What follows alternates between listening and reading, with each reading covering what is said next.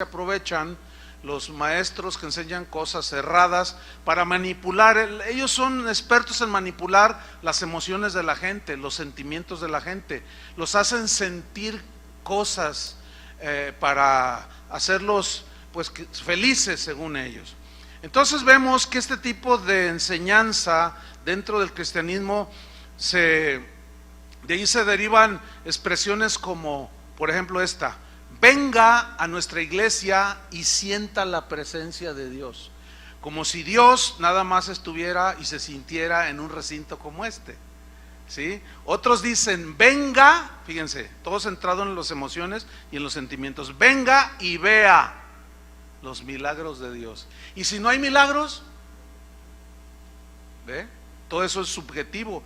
Pero hay muchas frases que son típicas. Por ejemplo, esto es muy típico en iglesias donde las emociones son imprescindibles, ¿no? O sea, se exalta demasiado.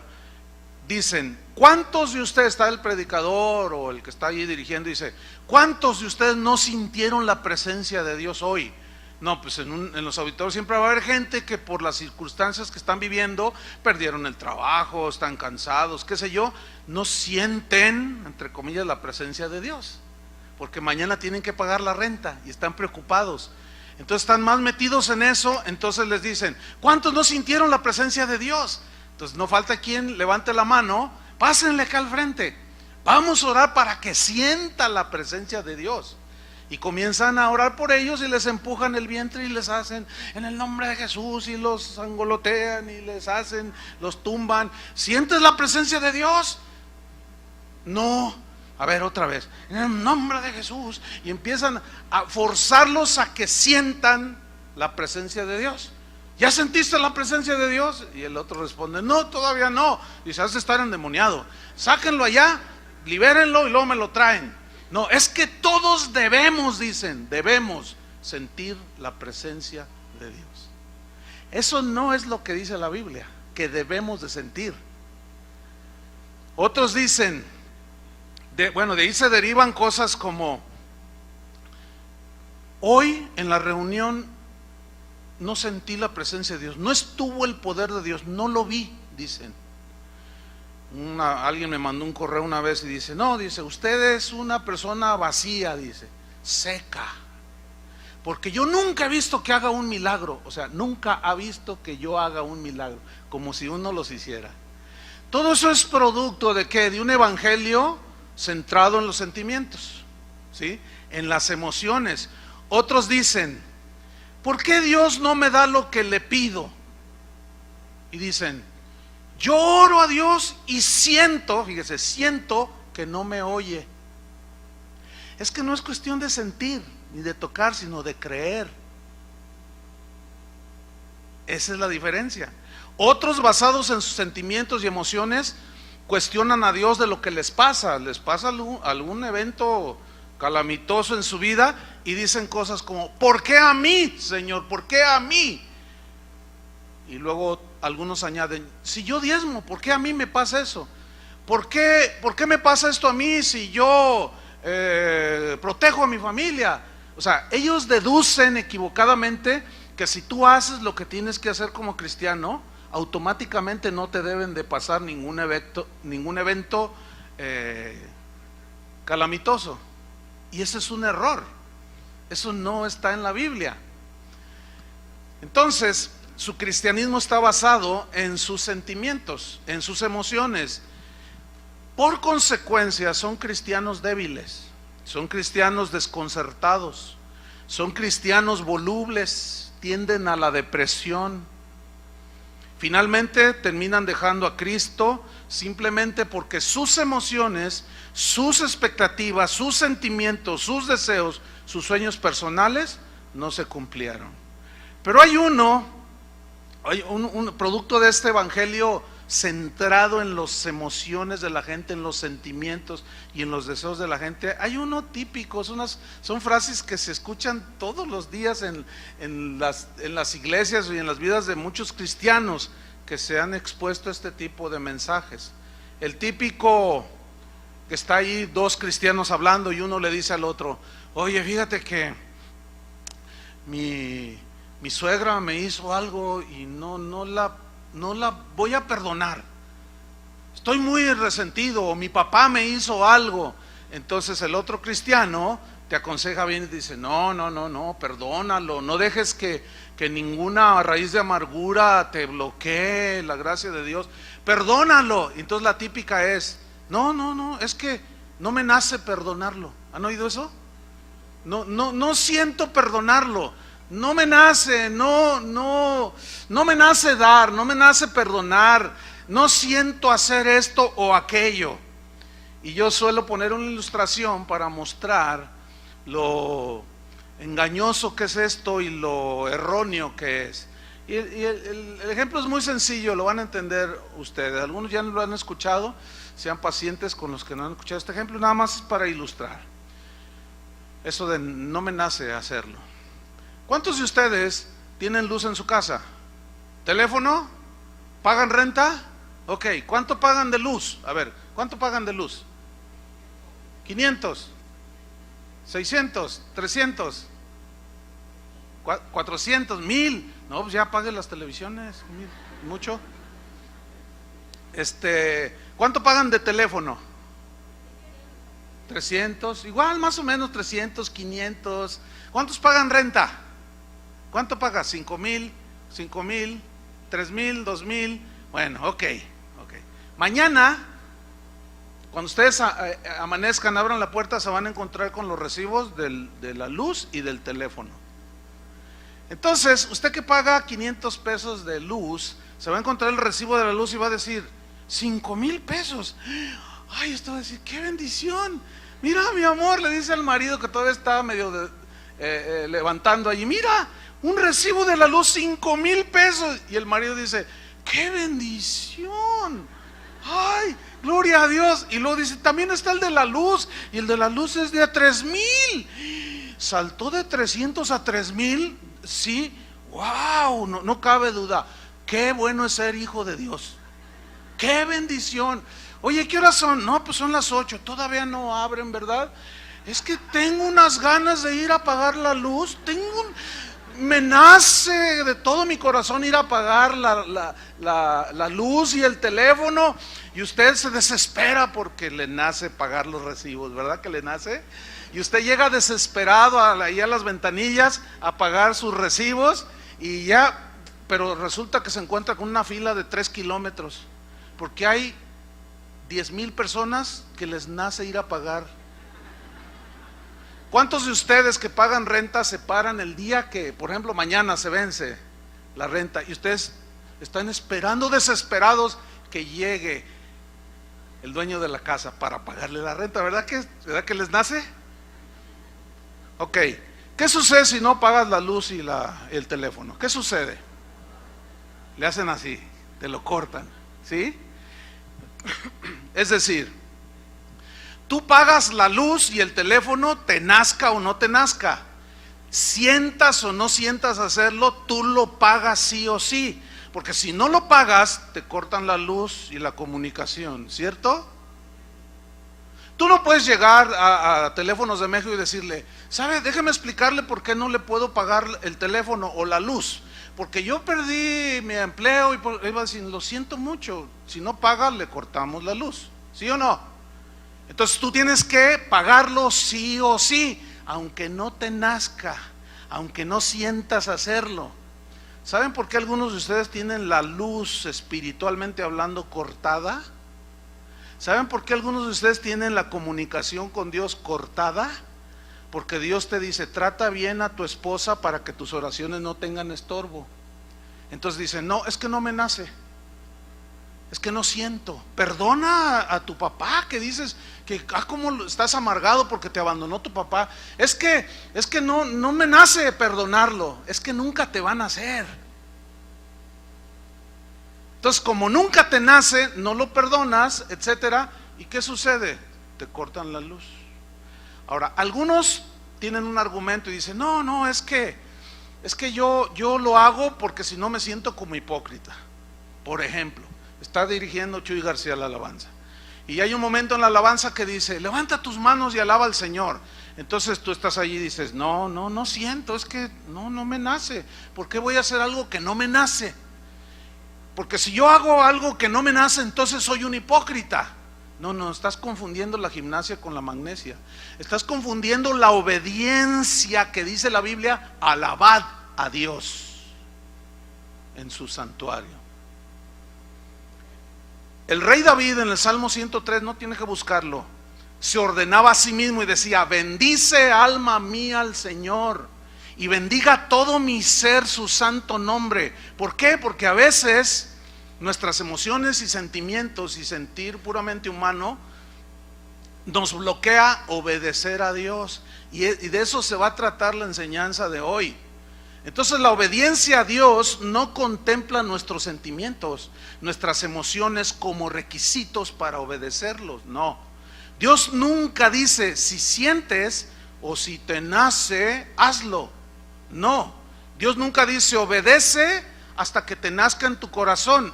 Eso no está en la Biblia. A Noé le dio una orden: hazte un arca, les vas a predicar durante 120 años. Y dice, y Noé hizo como Jehová le dijo que hiciera.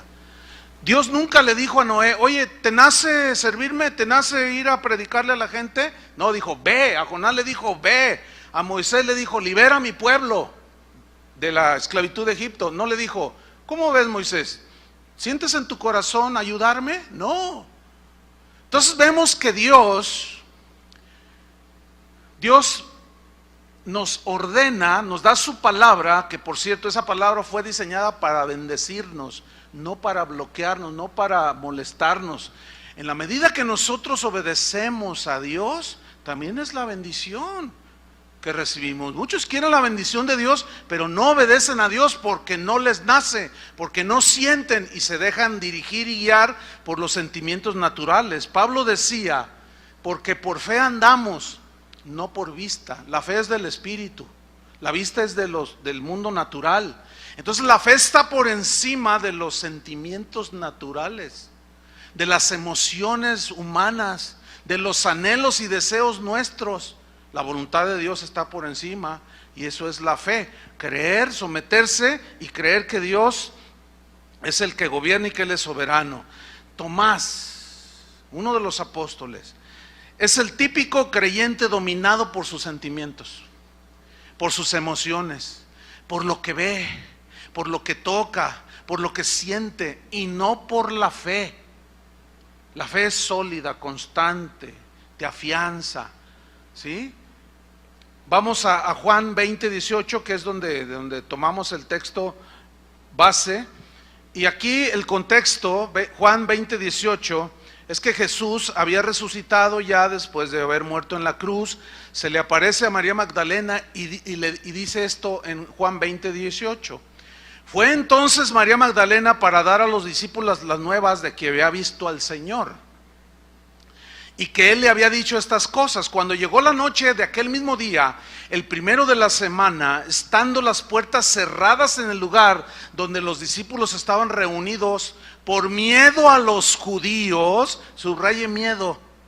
El miedo es un sentimiento que nos inhibe, que nos da inseguridad, intranquilidad. Jesús se había muerto, los discípulos se habían acostumbrado a andar con Jesús, de pronto lo asesinan, lo matan, lo cuelgan en la cruz. ¿Cómo están? Temerosos, inseguros, se sentían emocionalmente abatidos, ¿cierto? Ok. Vino Jesús puesto en medio y les dijo: paz a vosotros. La paz es un sentimiento divino, la paz de Dios, no la paz del mundo. La paz es un sentimiento divino que te establece, te hace sólido. Pablo decía: la paz de Dios gobierne vuestros corazones. O sea, ese sentimiento de paz, este sentir, es espiritual, no es del mundo natural. Y eso es lo que nos hace sólidos. Por eso Jesús les dijo a ellos que estaban temerosos: paz a vosotros. Versículo 20.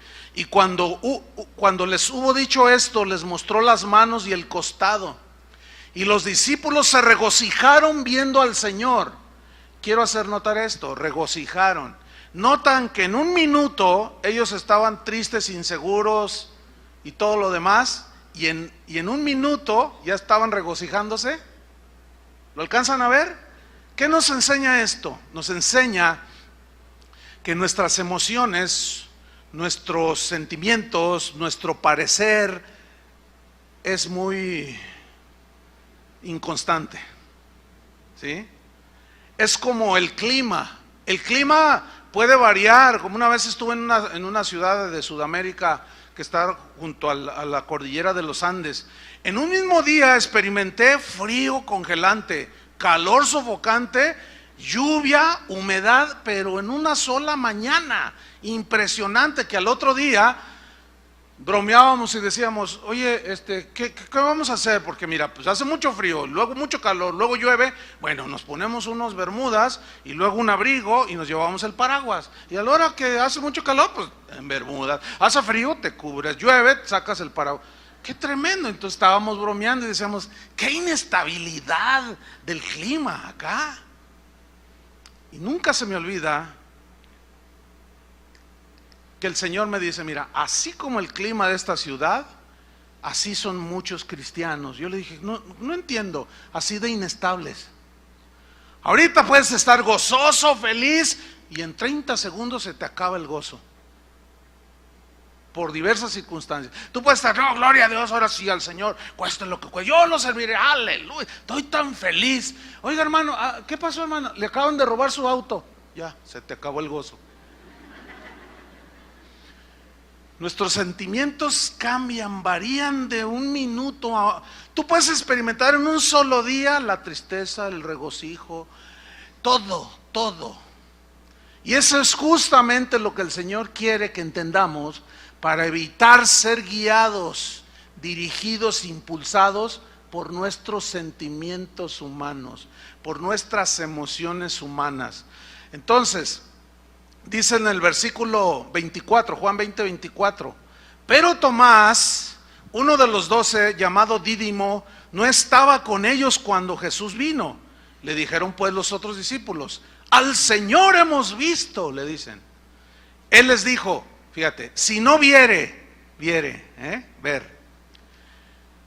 en sus manos la señal de los clavos, y metiere mi dedo en el lugar de los clavos, y metiere mi mano en su costado, fíjate, tocar, ¿entienden? Tocar, sentir, ver, tocar, sentir. Si no veo, toco, siento, y no meto mi mano allí, no creeré. Versículo 26, 8 días después, estaba otra vez sus discípulos dentro, y con ellos Tomás. Llegó Jesús, estando las puertas cerradas, y se puso en medio y les dijo, paz a vosotros. ¿Ven cómo el Señor lo que quiere es que tengamos paz? ¿Por qué? Pero su paz. Él dijo, mi paz os dejo, mi paz os doy. Yo no les doy la paz como el mundo se las da. ¿Cómo la da el mundo? Les voy a poner un ejemplo. Tú tienes que pagar mañana 5,000 pesos de renta, pero no tienes, no ajustas, te faltan 500 pesos y mañana hay que pagar, y eso te tiene intranquilo. Y vienes a lo mejor a la reunión y estás ahí, Señor, súpleme, y no lo alabas, nomás estás pensando en ti, ¿sí? No te centras en Él, sino en tu necesidad. Y ay, no siento tu presencia, y ay, ahí estás sufriendo. Pero ese mismo día en la mañana llega un abogado cuando tú vas a pagar la renta y te dice, oiga, necesito que vengamos acá a la notaría porque usted acaba de recibir de una tía, ¿se acuerda de su tía Juanita? Murió y le dejó un testamento y le dejó $1,000,000. Y viene la paz. ¿Entendió? Y llegó la paz, gloria a Dios. Entonces usted ya tiene paz. Y confunden la paz que el mundo da con la paz de Jesús. Por eso es que todo mundo quiere su bienestar económico, quiere estar sano, quiere tener todo lo bueno, quiere estar tranquilo, no quiere tener problemas. Y por eso muchos predicadores se dedican a eso, a que usted obtenga nada más dinero, posesiones, etcétera, y confunden con la paz. Pero esa es la del mundo. Y aquí los discípulos no tenían absolutamente nada. estaban inseguros, tristes, paz a vosotros. Se aparece, paz a vosotros. ¿Por qué? Porque es más importante la paz de Dios en nuestro corazón que nuestros sentimientos humanos. ¿Están entendiendo, verdad? Se les ve en la cara. Porque tienen una sonrisita así como diciendo, ay, Dios me está hablando. Bueno, seguimos con la historia. Versículo 27. Luego dijo a Tomás, pon aquí tu dedo y mira mis manos. Y acerca tu mano y métela en mi costado. Y no seas incrédulo, sino creyente. Entonces Tomás respondió y le dijo, Señor mío y Dios mío. Fíjate, aquí está el típico creyente que responde hasta que ve, toca y siente. Si no, no. Pero veamos la respuesta de Jesús. Versículo 29. Entonces Jesús le dijo, porque me has visto, porque me has tocado y has sentido, Tomás, fue que creíste. Bienaventurados los que no vieron y creyeron. Mira, esta frase, bienaventurados, dichosos, felices, está poniendo en una posición más elevada la fe, el creer, el confiar en Dios que tus sentimientos. Si tú vienes a un lugar como estos y no sientes a Dios, ¿qué? No debe mover tu fe. El Señor dijo, yo estoy con vosotros todos los días hasta el fin del mundo. No dijo, si tú me sientes o ves que hago un milagro, entonces vas a poder pensar y sentir que estoy contigo. No, no dijo eso. Cuando dijo, yo estoy con vosotros todos los días, se refirió a días buenos y días no buenos. Cuando vienen las calamidades, las aflicciones de la vida. ¿Por qué? Porque la fe es la que nos mantiene sólidos en nuestra posición como cristianos. Fíjate, Abraham era un hombre muy distinto a Tomás. Abraham, la vida de él era dominada por la voluntad de Dios. Él mostró su fe obedeciendo a Dios. Busquen Hebreos capítulo 11 versículo 8. Hebreos 11:8. Dice así, por la fe Abraham, siendo llamado, ¿qué hizo? Obedeció.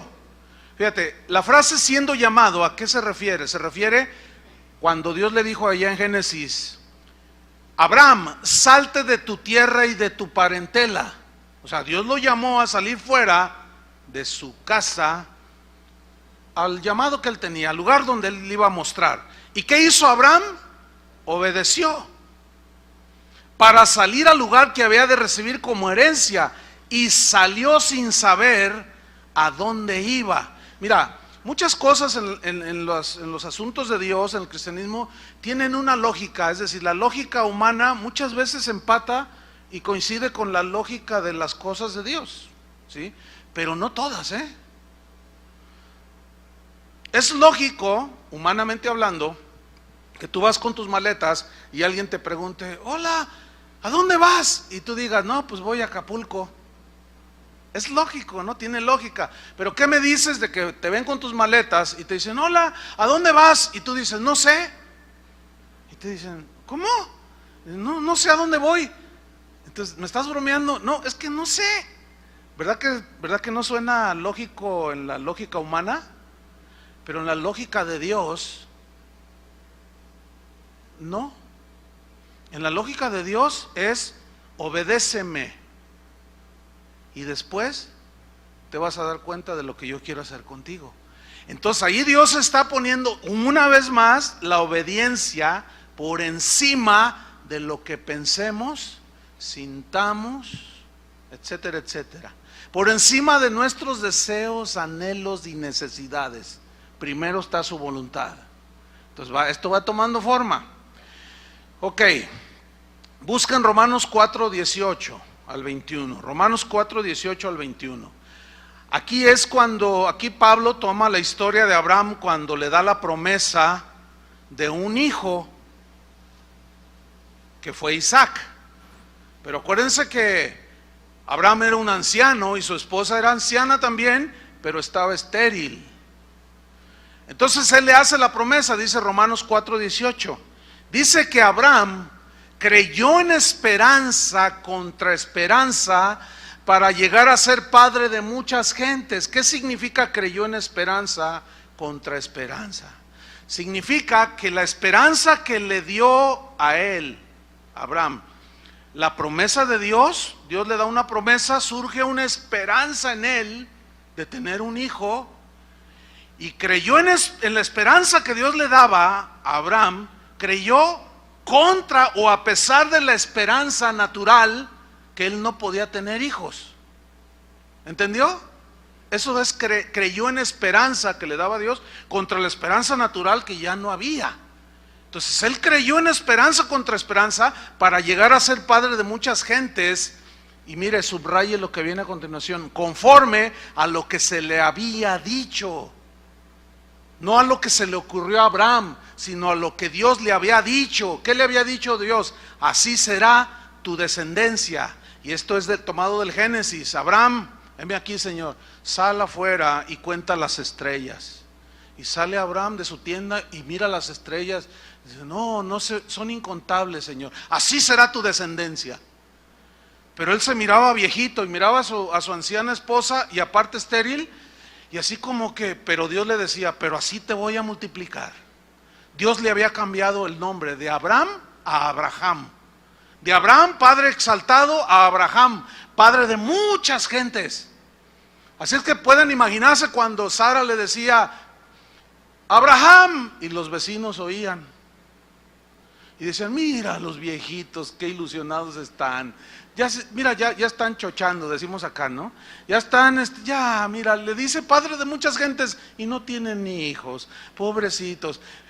Abraham, se te olvidó tu sándwich. Y Abraham volteaba, porque él creía en lo que Dios le había dicho, y creyó en esperanza contra esperanza para llegar a recibir esa promesa conforme a lo que se le había dicho. Fíjate, la clave está aquí, conforme a lo que Dios le había dicho. Los muros de Jericó, que mencioné hace unas enseñanzas pasadas, cuando Dios les dice que den 7 vueltas y al 7º día griten, las murallas de Jericó caerán. Bueno, así lo hicieron ellos, pero Dios les dijo que lo hicieran, ¿cierto? Ok. Y ahí van los israelitas y comienzan a dar vueltas, y al 7º día dan la 7ª vuelta y gritan con todas sus fuerzas, tocan las trompetas y las murallas se cayeron. La pregunta es, ¿por qué se cayeron? ¿Porque gritaron y dieron vueltas o porque obedecieron a lo que Dios les dijo? A lo que obedecieron, a lo que Dios les dijo. Entonces fue por la obediencia. Ok, fíjense lo irracional de nosotros los cristianos sentimentales, emocionales, etcétera, etcétera. Pero varias veces aquí en Guadalajara se han juntado los cristianos y han dicho, más de uno ha dicho, Dios me dijo que fuéramos alrededor de la catedral de aquí y que le diéramos 7 vueltas y que al 7º día, así como las murallas de Jericó, vamos a gritar y se van a caer ese santuario del diablo, dice. Y ahí están los cristianos y los periodistas, ¿qué están haciendo? Estamos haciendo guerra, dicen. Y empiezan a dar vueltas. Llega el 7º día y gritan con todas sus fuerzas y tocan los chofares y las trompetas, y ahí siguen las torres de la catedral. Ven, eso es guiarse por pura emoción, por algo que les emocionó la historia y deducen que así es todo. Y los periodistas se dan vuelo. Los cristianos quisieron derribar las torres de la catedral y gritaban como locos y siguen en pie. Ve cómo las emociones, el emocionalismo, el sentimentalismo, cosas que Dios no dijo, porque nuestras emociones nos engañan y nos llevan a hacer cosas que son irracionales aún, espiritual y naturalmente hablando. Ahora fíjate lo que dice el versículo 19, Romanos 4:19. Ok, ahí está creyendo en esperanza contra esperanza. 19, y no se debilitó en la fe. Fíjate cuántas veces dice fe, aquí es la primera. no se debilitó en la fe, o sea, en la confianza plena en Dios, al considerar su cuerpo. Considerar su cuerpo significa al ver su cuerpo. ¿Cómo estaba su cuerpo? Que estaba ya como muerto, siendo de casi 100 años. O sea, a pesar de que él vio en lo natural su cuerpo,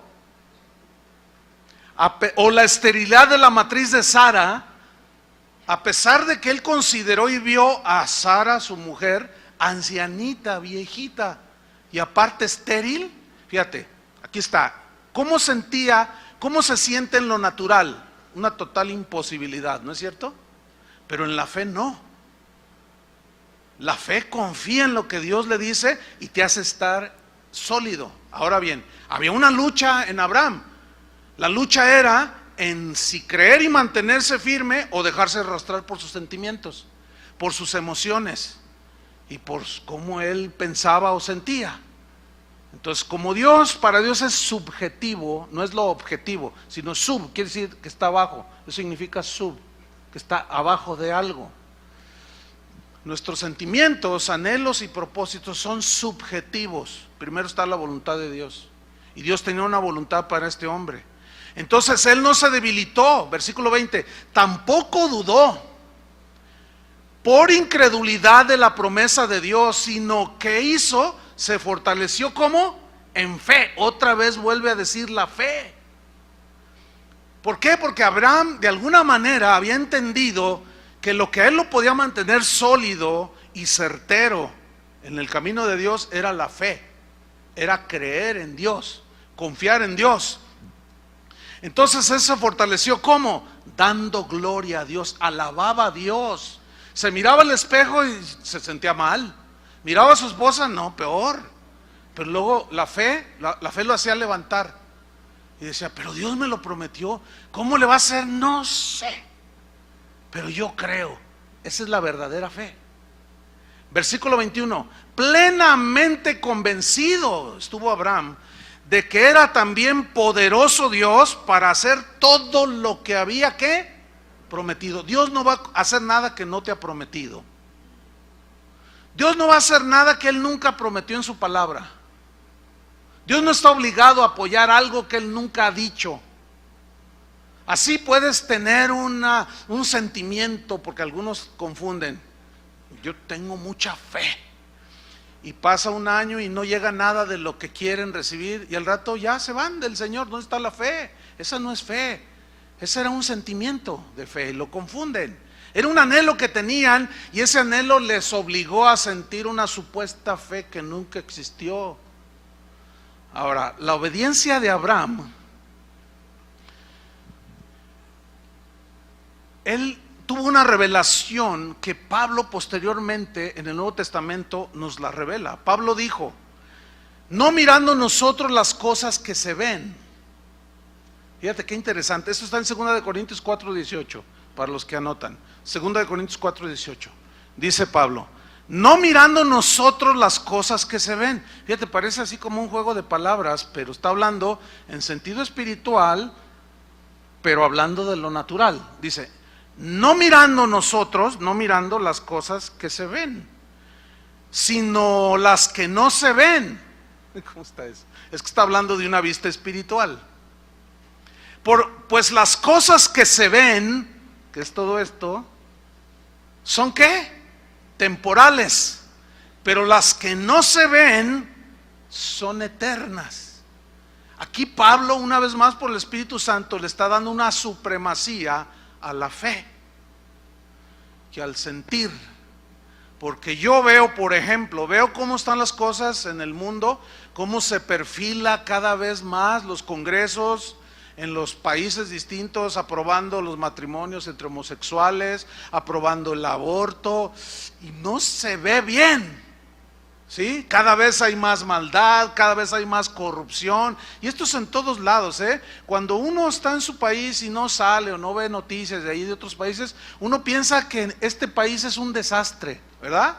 Y dicen, ay, no, estamos envueltos, no, Dios mío, qué país tan espantoso. Pero déjame decirle una cosa, todo el mundo está igual o peor que este país, pero todos, A los ojos naturales se ve mal, se siente mal.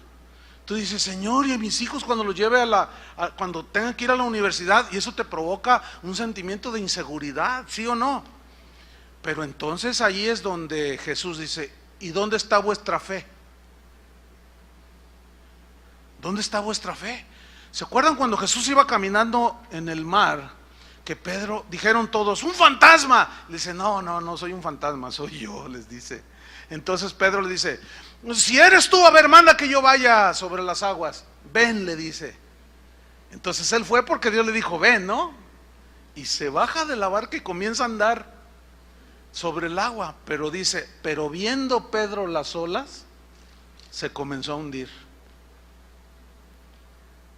Porque al ver las olas y su circunstancia de alrededor natural, le dio miedo, inseguridad, duda, y sus sentimientos lo arrastraron. ¿Entienden? Quitó sus ojos de Jesús y se empezó a hundir. Entonces, mira, cuando se va hundiendo, mira a Jesús, le dice, Señor, sálvame. Y vuelve a mirar a Jesús y Jesús lo rescata y lo tiene junto a él. Y dice que ambos regresaron a la barca, o sea, volvió a caminar sobre el agua, pero ya junto a Jesús.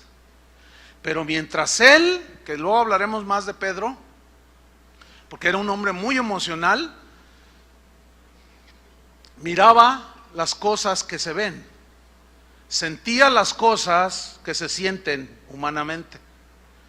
Entonces, primero, hermanos, es creer y obedecer, y luego se entiende. Uno de los padres de la iglesia dijo, no trates de entender primero, sino primero obedece. Obedece primero y luego entenderás. Y eso fue lo que hizo Abraham. Abraham, cuando fue llamado, obedeció y salió sin saber a dónde iba. Él no entendía, sin duda no entendía. Cuando Dios nos mandó a la Argentina en el año 89, me dijo, vete. Yo no entendía, pero yo no necesitaba entender. Te no esperaba que yo entendiera. Dios me pedía obediencia. Dios es lo mismo con todo, siempre ha sido así. Dios no te va a esperar cuando Él te da una orden. Él no va a demandar, ¿cómo te sientes? ¿Te sientes bien? ¿Estás dispuesto? ¿Cómo ves esto? No. Él lo único que espera es que le obedezcas. A Él no le interesa cómo te sientes tú. Parece contradictorio. ¿Por qué? Porque siempre se ha predicado, y más, como decía al principio, en estos últimos 100 años, todo centrado en el hombre, en las necesidades del hombre y no en las demandas de Cristo. Por eso es que hoy dice uno una cosa como esta y suena extraño que se diga, a Dios no le importa cómo te sientes, a Él lo que le importa es que le obedezcas. Y oye, es raro, ¿a poco no? No suena así como, ay no, ¿qué está diciendo este? Claro, porque están tan hundidos y sumergidos en ese evangelio de emociones que suena extraño, pero eso es lo que enseña la Biblia. Cuando Dios le pidió a Abraham que sacrificara a su hijo después de 25 años que esperó para que se lo diera, el niñito crece y es un adolescentito. Y cuando le dice en Génesis 22:1, dice, aconteció después de estas cosas que probó Dios a Abraham y le dijo a Abraham, y él respondió, heme aquí significa, dime, estoy a tus órdenes, manda lo que quieras. Y le dice Dios, toma ahora tu hijo, tu único Isaac, a quien amas, y vete a tierra de Moriah y ofrécelo allí en holocausto sobre uno de los montes que yo te diré. ¡Wow! Imagínate, le promete un hijo, tarda 25 años en cumplir la promesa, nace el niño y felices los dos viejitos. Yo creo que los vecinos pensaban que eran los abuelos, pero no, eran los papás. Abraham no esperó entender lo que Dios le estaba diciendo, él simplemente obedeció y agarró al niño, ¿se acuerdan? Y lo llevó y el niño le decía, papá, pues aquí está la leña ¿y dónde está el cordero para el sacrificio? Dios proveerá, le decía, Dios proveerá. Llegaron al monte del sacrificio. Ahora, ¿por qué Abraham no le negó a su hijo? ¿Por qué estuvo dispuesto a sacrificarlo? Les voy a explicar por qué. Y aquí es donde entra el contexto cultural e histórico. En la cultura en la que vivía Abraham, que era la cultura caldea, él era de Ur de los caldeos, en una cultura netamente pagana. Y las religiones de los caldeos eran diabólicas. Ellos ofrecían sacrificios humanos a los dioses, a los ídolos. Él estaba acostumbrado a ver eso y a oír eso, que aún padres llevaban al Moloch hijos y los metían al fuego. Entonces, cuando Dios le dice, ofréceme a tu hijo en holocausto, pues a él se le hizo normal, entre comillas, aunque nosotros sabemos, él no sabía lo que nosotros hoy sabemos, que Dios no demanda sacrificios humanos. El único sacrificio humano que aceptó fue el de su hijo Jesús, porque era sin mancha y sin pecado. Pero Abraham no sabía esto, él simplemente obedeció. Ahora fíjate, en Génesis 22:10 dice, y extendió Abraham su mano, tomó el cuchillo para degollar a su hijo. Ahora hay que hacer una reflexión aquí. Lo ató ahí al altar, tomó un cuchillo, lo iba a degollar. Pregunta, ¿cómo se sentía Abraham? Piensen un poco, ¿cuántos tienen hijos? ¿Tú crees que a él le nacía sacrificar a su hijo? ¿Tú crees que él sentía bien sacrificar a su hijo? Escuchen esto, una vez más. A Dios no le interesa cómo te sientes. A él le interesa que lo obedezcas. ¿Oíste eso?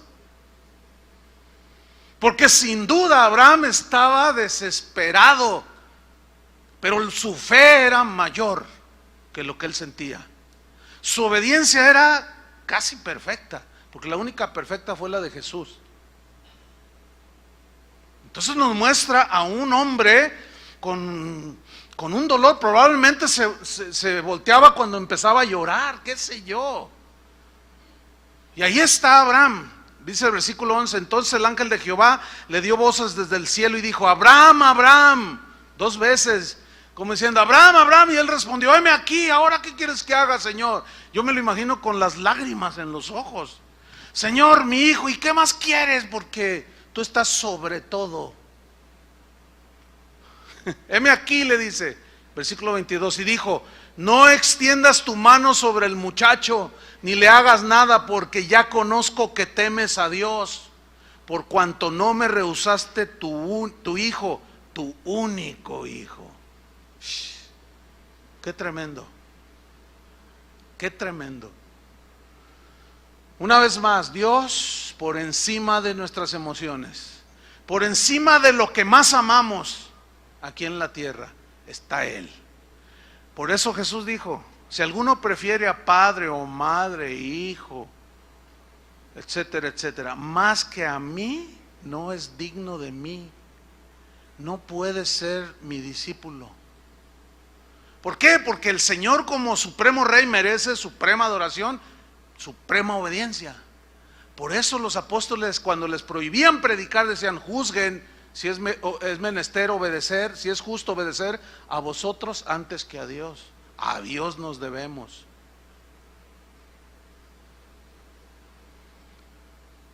Otra vez. Pero vamos a ver este ejemplo que es tremendo, el ejemplo de Pedro, el apóstol. Pedro era un hombre muy sentimental, era súper emocional. Esto lo hacía ser un hombre voluble, precipitado, inestable, como las olas del mar. Pedro se llamaba Simón, y cuando Jesús lo vio y lo llamó, le dijo, tu nombre será Pedro. Pedro significa piedra. Cuando le dijo, tu nombre será Pedro, piedra, le dio a entender que él iba a tratar con su carácter emocional súper impetuoso, arrebatado. Ahorita estaba llorando y al rato ja, ja, ja, ja, y al rato bien impetuoso y al rato bien cobarde negando a Jesús. Piedra, porque piedra habla de, ¿qué ponen bajo un edificio? Piedra, ¿qué hace sólido la construcción? Piedra habla de algo sólido, inamovible, una roca. Sí, los vientos pueden arrebatar cosas, hasta árboles, pero las piedras no se mueven. Esas están sólidas. Él le dio a entender que iba a tratar con su carácter para hacerlo sólido como una roca, porque Jesús sabía que si no trabajaba con él y con todos nosotros, nuestras emociones, nuestros sentimientos nos pueden desviar del plan y de la voluntad de Dios. En primer lugar, vamos a ver esto. Abran su Biblia en Mateo 16:13. Mateo 16:13.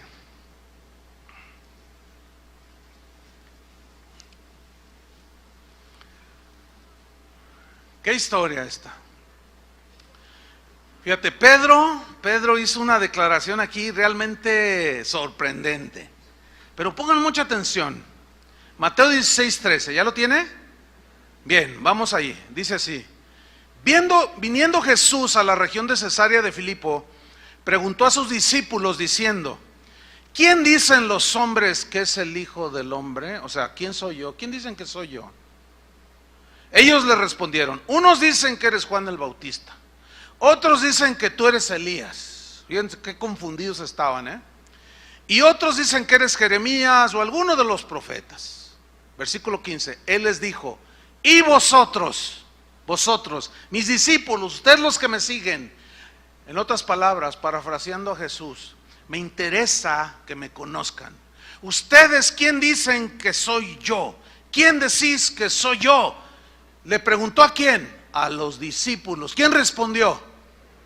¿Por qué? Porque él era súper arrebatado, emocional, sentimental, impetuoso. No pensaba las cosas, no conectaba su lengua con su mente. Pero en este caso, vean lo que sucedió. Respondió Pedro y dijo: tú eres el Cristo, el Hijo del Dios viviente. Entonces le respondió Jesús: bienaventurado eres. Pero todavía le llama Simón. Es bien interesante esto. Primero le había cambiado el nombre de Pedro, pero todavía no era Pedro, el sólido. Todavía era Simón. Simón, el hijo de Jonás. Simón, hijo de Jonás, dice: bienaventurado eres porque no te lo reveló carne ni sangre, o sea, persona alguna, sino ¿quién? Mi Padre que está en los cielos. ¡Wow! ¡Qué revelación! Escuchen bien, cristianos, y uno que otro cristianoide. Escuchen bien. El hecho de tener revelaciones de Dios no te hacen una persona estable ni madura. Porque las revelaciones son por soberanía de Dios. ¿Entiendes? Esta es una revelación realmente poderosa. Tú eres el Cristo, el Hijo de Dios. No todos entendían eso. Y Dios se lo había revelado, pero todavía era un hombre muy emocional, muy inestable, ¿sí? Muy voluble, muy impetuoso. Vamos a verlo. Versículo 20. Entonces mandó a sus discípulos que a nadie dijesen que él era el Jesús, que él era Jesús, el Cristo. En otras palabras, no le digan a nadie que yo soy el Mesías. ¿Nunca se han preguntado por qué les dijo no le digan a nadie? Les voy a tratar de explicar por qué les dijo no le digan a nadie. Porque los sacerdotes, los intérpretes de la ley, los escribas, que eran los encargados de interpretar las escrituras y hablarle, instruir a la gente en los caminos de Dios, cuando hablaban del Mesías que el Antiguo Testamento prometía, les decían que era un Mesías todopoderoso, que era un Mesías autosuficiente. Entonces ellos comenzaron a generar una idea acerca del Mesías como un hombre invencible, porque ellos miraban los dioses de los griegos y miraban a Zeus y miraban a otros tantos de los dioses del Olimpo, dioses que no eran derrotados, dioses que siempre estaban triunfantes, dioses que siempre hacían lo que querían. Entonces decían: no, nuestro Mesías pues será el mayor de todos. Y por culpa de estos que interpretaron mal las escrituras, enseñaron mal, el pueblo del tiempo de Jesús se empezó a hacer la idea de que el Mesías era invencible, todopoderoso, que los iba a liberar de la esclavitud de los romanos. Entonces ellos empezaron a generarse una expectativa equivocada. Viniendo el Mesías, todos vamos a tener solucionados nuestros problemas económicos, sentimentales, de todo. Todo va a ser felicidad, todo va a ser gloria a Dios. Pero qué equivocados estaban. Ciertamente Jesús es todopoderoso, pero su primera venida como Mesías no eran lo que ellos esperaban. Por eso les dijo, no le digan a nadie, porque ni lo van a entender, porque ellos esperan a otro diferente a mí. Porque Él llegó manso y humilde, que se sentó en un burrito y se dormía donde le llegaba la noche, totalmente contrario a la expectativa de un militar poderoso, de un señorón, ¿entienden? Versículo 21. Desde entonces, fíjate, yo quiero que no separes el versículo 15 hasta el 21, no es corridito, o sea, no es un evento separado. Tú eres el Cristo, el Hijo del Dios viviente. Ok, no le digan a nadie. Versículo 21. Desde entonces comenzó Jesús a decirle a sus discípulos que le era necesario ir a Jerusalén y padecer mucho de los ancianos. Esa palabra padecer significa sufrir. Mucho de quiénes? De los intérpretes de la ley, de los ancianos, de los principales sacerdotes y de los escribas, y ser muerto y resucitar al tercer día. En otras palabras, retomamos. ¿Quién decir la gente que soy yo? Tú eres el Cristo, el Hijo del Dios viviente. Oh, bienaventurado eres, Pedro, porque no te le reveló nadie sino mi Padre que está en los cielos. Pero no le digan a nadie que yo soy el Cristo, porque no lo van a entender. Ellos esperan a otro diferente a mí, ¿sí? No les digan nada a ustedes. Pero les voy a decir otra cosa. Es necesario que vaya a Jerusalén. Me van a azotar, me van a golpear, me van a vejar, me van a escupir en el rostro, me van a pisotear, me van a tomar, me van a clavar en una cruz, me van a matar. Pero no teman, voy a resucitar al tercer día. Ahora, fíjense, la reacción de Pedro. Versículo 22. Entonces Pedro, tomándolo aparte, o sea, como que lo interrumpió. Él está diciendo todo lo que tenía que padecer, y de repente lo toma así. Yo me lo imagino así, que lo toma. Ven para acá, ven para acá, ven para acá. Y dice, tomándolo aparte, comenzó a ¿qué? ¿Qué dice? Reconvenirle. ¿Qué significa reconvenir? La palabra griega que se traduce reconvenir es epitimao, que significa corregir a alguien desaprobando lo que está diciendo. Es como esto: tu hijo te dice, mamá, ¿verdad que ya no me quieres? Porque cállate, no digas tonterías. O sea, estás desaprobando lo que está diciendo el niño, porque tú amas a tus hijos, ¿verdad que sí? Eso es lo que está haciendo Pedro. Lo está corrigiendo, desaprobando lo que estaba diciendo. ¿Qué estaba diciendo Jesús? Que era necesario morir en una cruz. Pero epitimao también significa censurar, significa amonestar, prohibir, mandar, reprender, regañar. ¿Qué estaba haciendo Pedro? Por el amor de Dios, es necesario que vaya yo y muera en la cruz, allí en Jerusalén. Y lo corrige Pedro, lo censura, lo amonesta, le prohíbe, cállate la boca, le manda que no diga eso, lo regaña y lo reprende, diciendo, versículo 22, Señor, ten compasión de ti. Pero lo está regañando, lo está reprendiendo. Fíjate nada más. en ninguna manera te acontezca esto, le dice. Shh, ten compasión de ti. Esa frase en el griego, hay varias traducciones. Una, por ejemplo, dice, Dios no lo quiera, cuando eso era lo que Dios quería. Otros traducen, lejos de ti tal pensamiento, Señor. Esa fue la expresión sentimental y emocional de un bien intencionado pero equivocado Pedro. Sus emociones le ganaron. Sin duda, Pedro amaba profundamente a su Señor, ¿sí o no? Y él en su mente tenía el mejor deseo para Jesús, amaba a su maestro. Sin duda sus sentimientos eran sinceros, pero no le permitían ver la importancia de la muerte de Jesús en la cruz. ¿Por qué?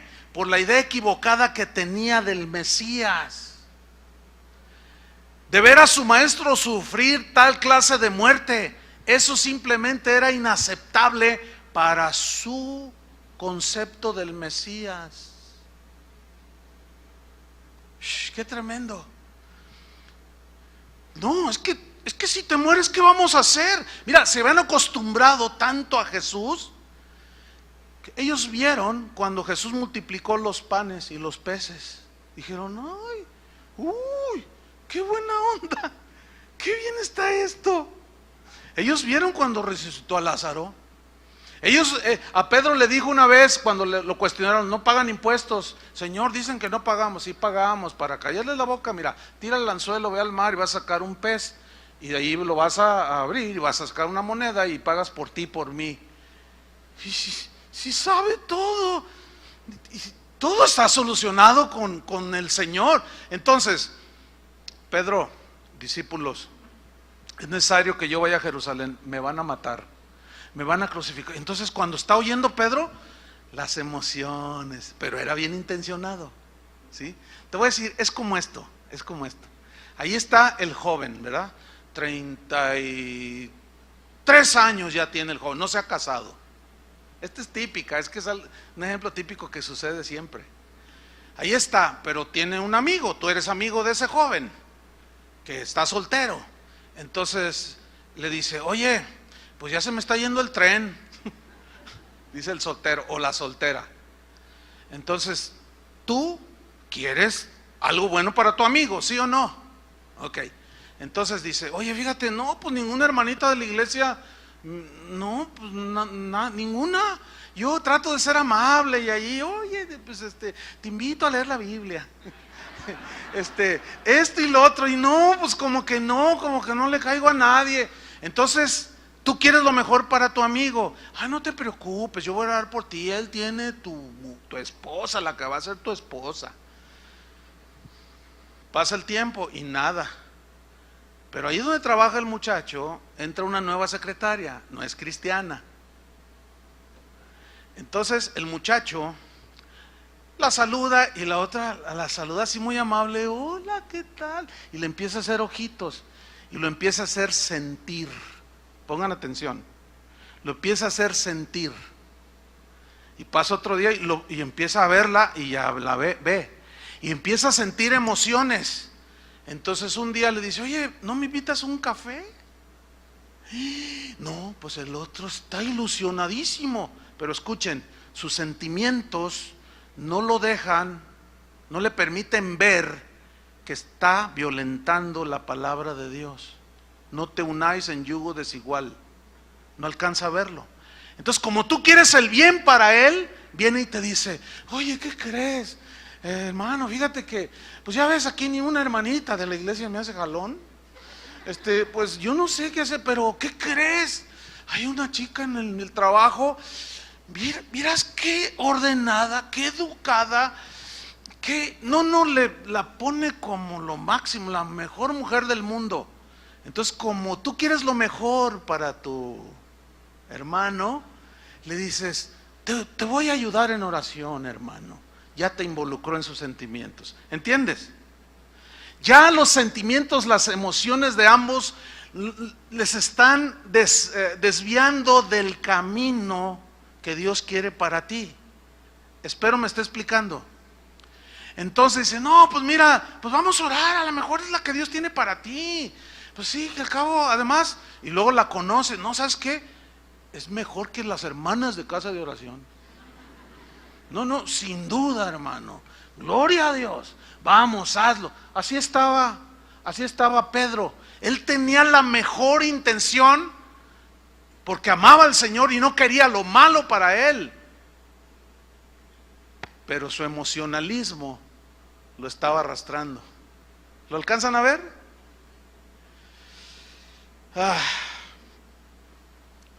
Sus sentimientos eran sinceros, pero no le permitían ver la importancia de la muerte en la cruz.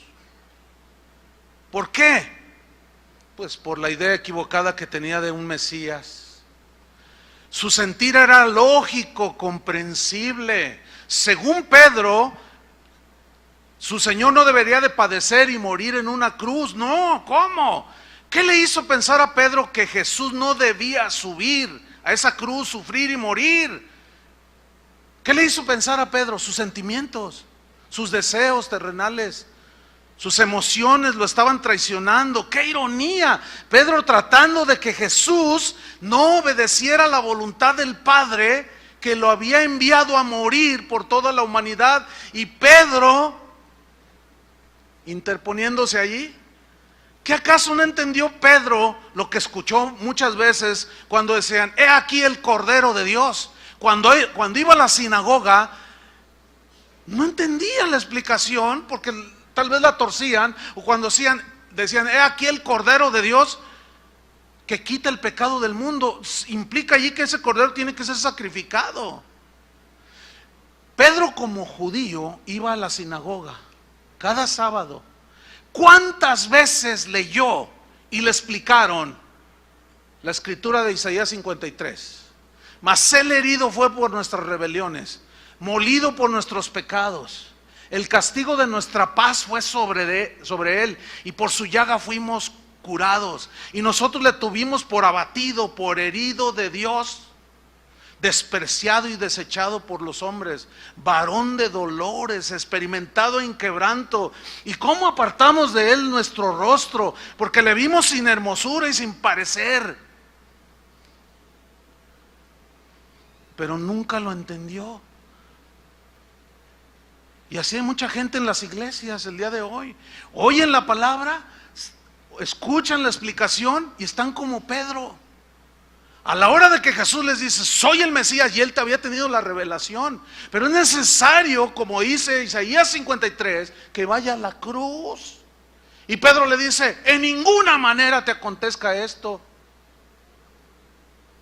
Qué increíble, ¿no? Las emociones y sentimientos de Pedro estaban tratando de que se realizara el último pacto entre Dios y los hombres. Ese pacto tenía que ser sellado con la sangre del Cordero. Si no hay cruz, no hay perdón de pecados. Si no hay perdón de pecados, no hay salvación. Pedro se interpone entre Jesús y la cruz. Aquí está la cruz a la que Jesús debía subir. Aquí está Jesús rumbo a la cruz, y Pedro se pone en medio y le dice, no, espérate. No, ten compasión de ti mismo. ¿Cómo? Que no te acontezca esto, por favor, Señor. Ay.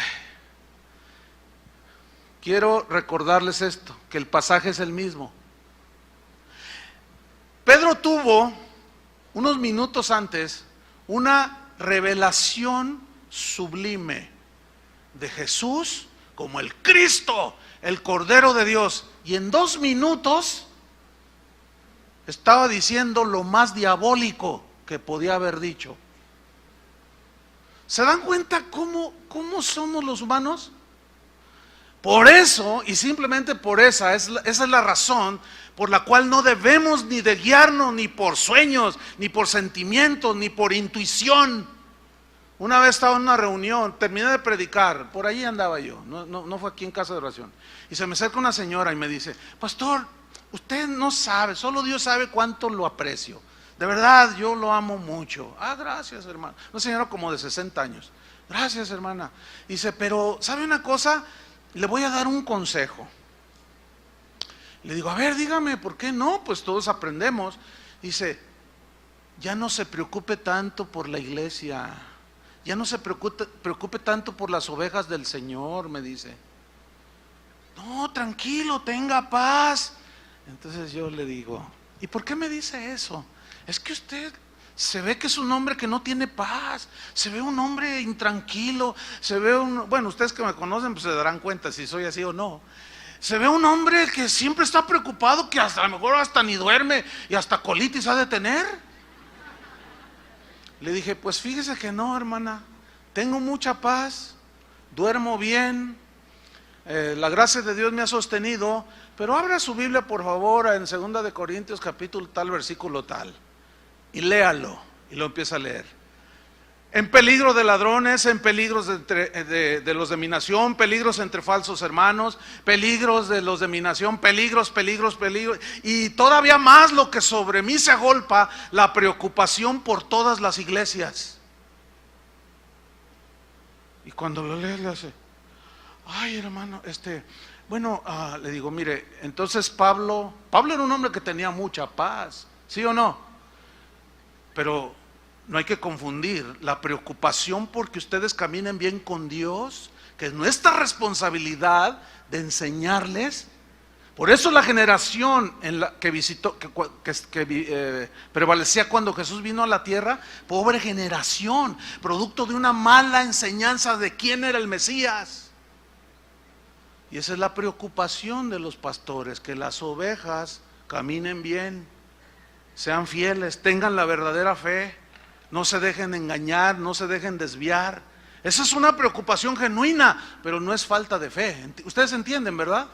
Entonces la señora esta me dice, ay hermano, pues es que yo pensé, no, espérame, es que usted me dijo, Dios me dijo. No, lo que usó fue la intuición. O sea, la intuición es, usted intuye algo, ¿no? Intuye algo, o sea, ve un perro así que, y entonces usted intuye que hay peligro. Ahí el Espíritu Santo no le dice, cuidado con el perro. No, porque la intuición es algo natural. Usted se aleja del peligro, es algo natural. Y así hay un montón de gente en las iglesias que por intuición profetizan, por intuición dicen cosas, pero no es el Espíritu de Dios. Se dejan llevar por una emoción o un sentimiento que tienen ahí arraigado, qué sé yo, por qué razón, como esta señora. Era obvio que estaba equivocada. Sus sentimientos y emocionalismos de este Pedro estaban evitando su propia salvación. Vean qué terrible es eso. Lo mejor de nuestros sentimientos, lo mejor de nuestras emociones no pueden sustituir la obediencia a Dios, entiéndanlo. ¿Lo entienden? Aunque obedecer a Dios implique sufrir, padecer y aún morir. Pablo dice ahí en el libro de los Hechos que confirmaba el ánimo de los discípulos y les exhortaba que permaneciesen en la fe y les decía, es necesario que a través de muchas tribulaciones entremos en el reino de Dios. Hechos 14:22.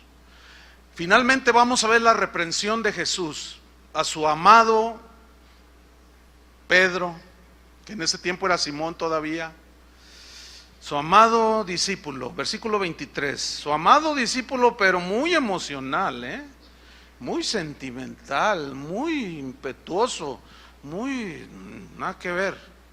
Mateo 16:23, pero él, o sea Jesús, volviéndose dijo a Pedro, quítate de delante de mí, Satanás, me eres tropiezo. ¡Qué ironía! Pedro la roca funcionando como piedra de tropiezo.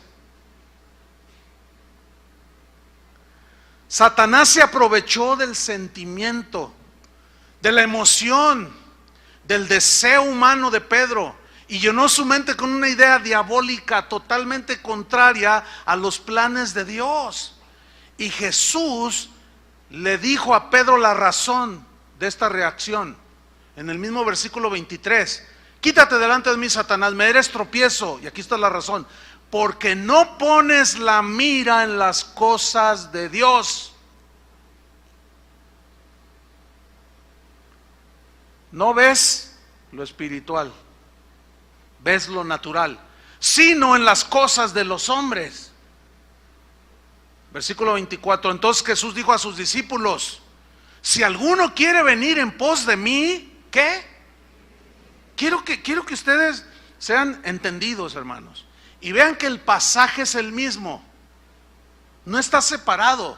¿Por qué les dice a sus discípulos: si alguno quiere venir en pos de mí, niéguese a sí mismo, tome su cruz y sígame? ¿Por qué? Porque el negarse a sí mismo es dejar a un lado tus buenos deseos, aunque sean muy buenos, tus motivaciones, aunque sean sublimes, como las de Pedro. Pero si esos sentimientos anulan la palabra de Dios, no es de Dios. Por eso es que nosotros no debemos de ser guiados por los sentimientos, por la intuición, por el sueño que tuve y vi que descendió de una nube un ángel con 7 alas y que se venía directo a ti y te atropellaba. Cuídate, hermano, porque ¿y quién saque tanto rollo? Por favor, hermanos, no es así.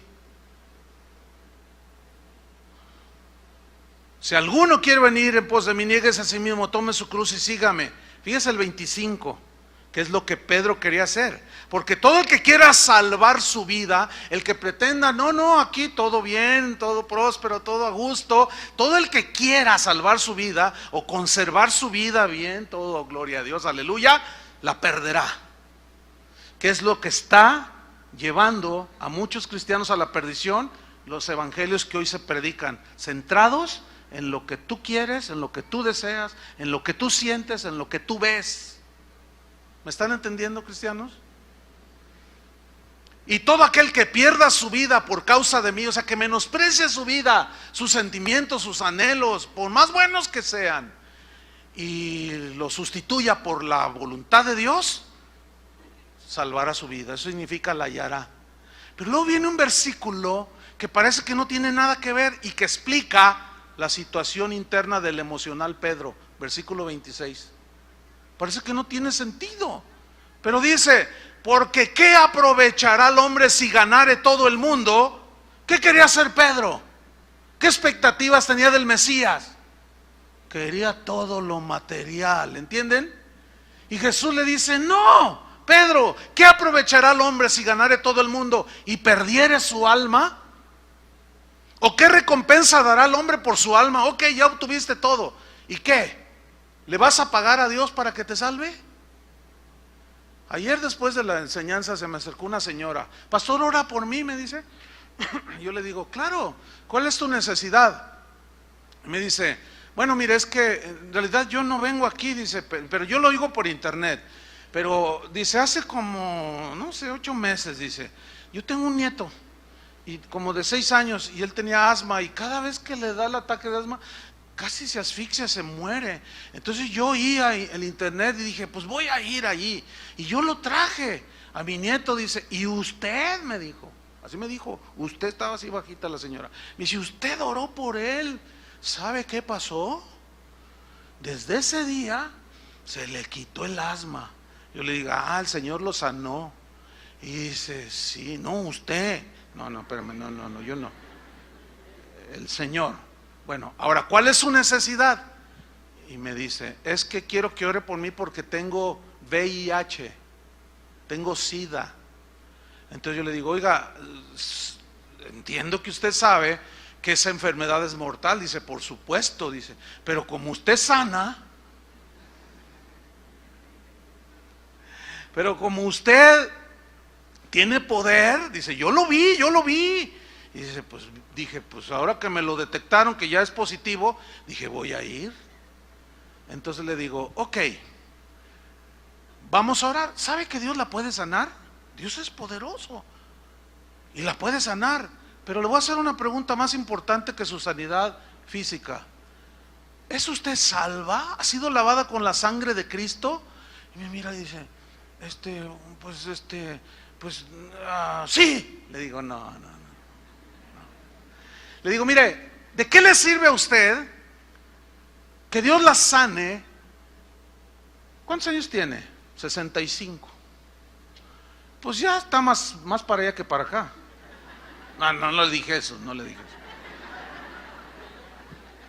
Le dije, bueno, lo más normal es que, mire, todos vamos a morir. Y ya la gente estaba saliendo. Aquí estábamos, yo le dije, mire, todos esos, incluyéndome a mí, vamos a morir. Dios la puede sanar del VIH o de lo que sea, pero un día se va a morir. Y Dios la sanó, usted sintió, vio la sanidad, pero usted va derechito al infierno. ¿Sí o no? Ahora, es la verdad lo que yo le estaba diciendo, ¿sí o no? ¿Cuántos leprosos se sanaron? 10. ¿Cuántos se salvaron? 1. Y Pedro estaba preocupado porque Jesús no muriera, porque se acababan las expectativas. Oigan, había visto que el vino, el agua la había convertido en vino, los peces los había multiplicado. Dijo, no, atún toda la vida, y con lo que me gusta el atún. Caminaba en el agua, hacía milagros por todos lados. Dijo, no, de aquí soy. No te me mueras. No te me mueras, Señor. No, imposible. Pedro, ¿de qué aprovechas si tú tienes todo lo que el mundo desea y pierdes tu alma? No me impidas ir a la cruz, Pedro. Quítate delante de mí. Es una expresión fuerte, ¿no? Quítate delante de mí, Satanás.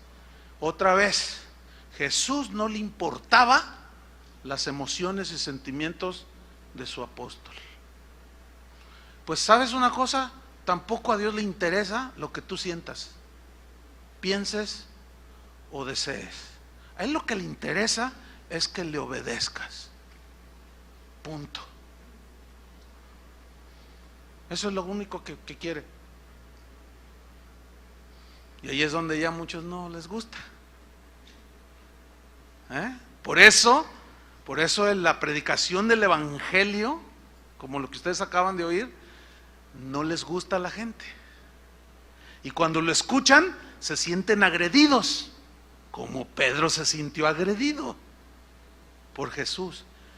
Dejemos de predicar la cruz y la gente no puede ser salva. Que fue exactamente lo que Pedro hizo con Jesús, interponerse. Que es lo que están haciendo muchos predicadores el día de hoy.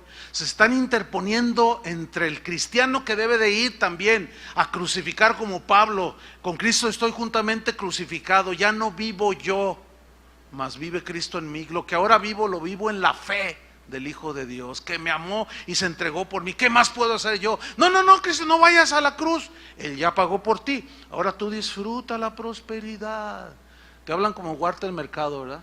Disfruta el bienestar aquí en la tierra, la mejor casa, el mejor carro, que tu familia, tus hijos estudien en la Universidad de Harvard, que tú tengas lo mejor de todo del mundo. Quítate delante de mí, Satanás. Pocos se atreven a decir eso. Quítate delante de mí, Satanás. Porque ese Satanás, ese no es el Espíritu de Dios. ¿Por qué? Porque sabe Satanás que somos emocionales, sentimentales y egoístas, y por ahí nos da. Por eso el niéguese a sí mismo es totalmente lo contrario. Eso es el evangelio, hermanos.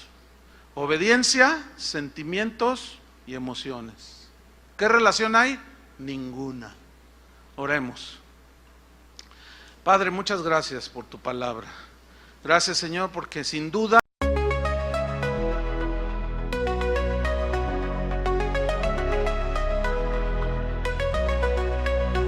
in the haze of neon dreams I wander through the night, lost in a sea of stars where your whispers take flight. Electrified emotions, they dance around my heart in this digital garden where we never have to part. Shadows blend with colors as the beat sets me free. Every note a memory, every rhythm you and me. Echoes of you in synth waves, feel you near in the pulsing haze. It's such a world where we collide. You lost the rhythm in my mind, in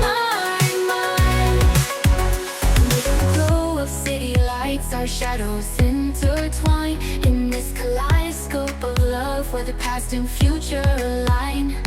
With every step I take, I feel your presence strong, and this digital symphony where our hearts belong. Shadows blend with colors as the beat sets me free. Every note a memory, every rhythm you and me. Echoes of you in synth waves, feeling you in the pulsing hazes. Not your world but we collide. You love the rhythm in my mind, in my mind. And in silence between the beats I find your voice. In the flicker of the lights I see your choice. Together in this dream we'll never fade. In the echoes of our love we'll always stay.